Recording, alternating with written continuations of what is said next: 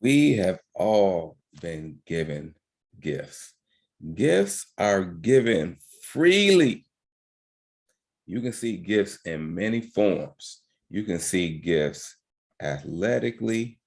You can see gifts in various industries, whether it be music, whether it be television, whether it be radio, whether it be a doctor, lawyer. We have all been given a gift or gifts. But there is a downside. There is a downside to having a gift and allowing the gift to have you. If I were to say it in a clearer sense, it's a downside. It's a counterproductive, negative connotation associated with possessing a gift that possesses you. I'll give you an example that's very, very relevant. Our kids, because we used to be kids at one time, we love sports. We love sports. And if you were to ever encounter, let's just use the NBA, because that's the season that we in. This playoff season is nearing. We'll use the NBA just for this example. If you run into an NBA player that, number one, has been deemed as a successful athlete, has been deemed as a success in the sport of basketball, statistically and also subjectively through fans watching, fans cheering, people seeing that this person is gifted.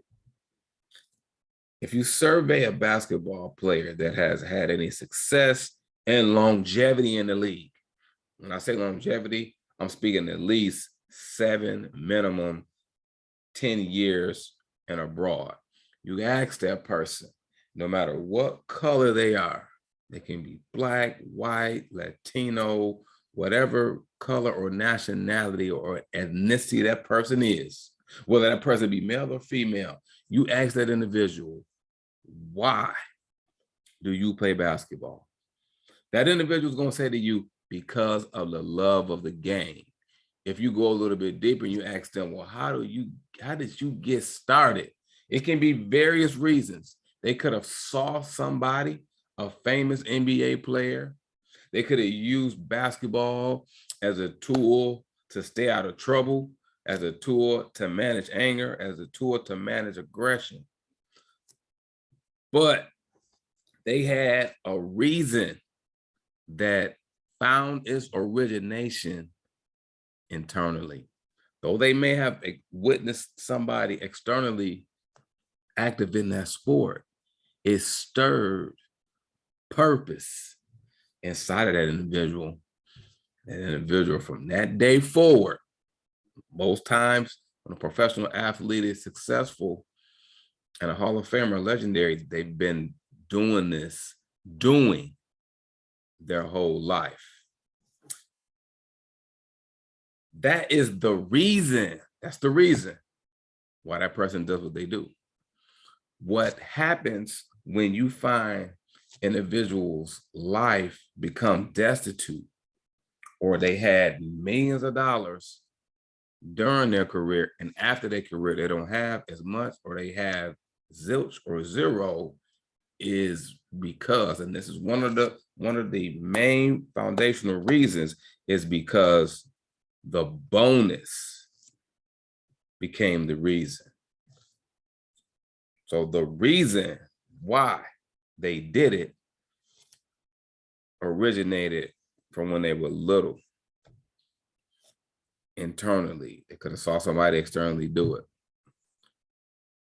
But when they begin to practice and they begin to sharpen the gift through practice, through repetition, people recognize them for that gift.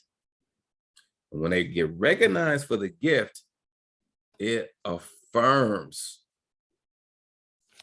who they perceive themselves to be. Now the gift is who they are. And people begin to recognize them for that. But They only were recognized in this example because of their operation in the gift.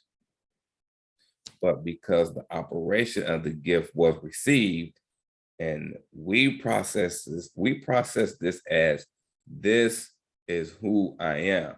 The recognition is the bonus that comes from a person operating in the gift. It's not the reason, it's the bonus. But when the bonus becomes the reason, it equates to being very destructive and counterproductive. How so? Because our personal life affects our professional life.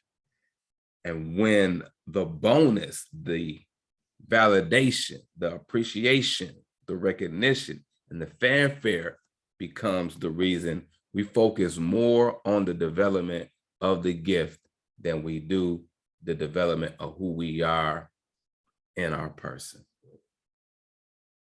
It takes one, and this is not me being negative, this is me being 120 and 1,000% authentic with you based on what I've seen in society on a broader scale and based on what I've seen in society on a smaller scale.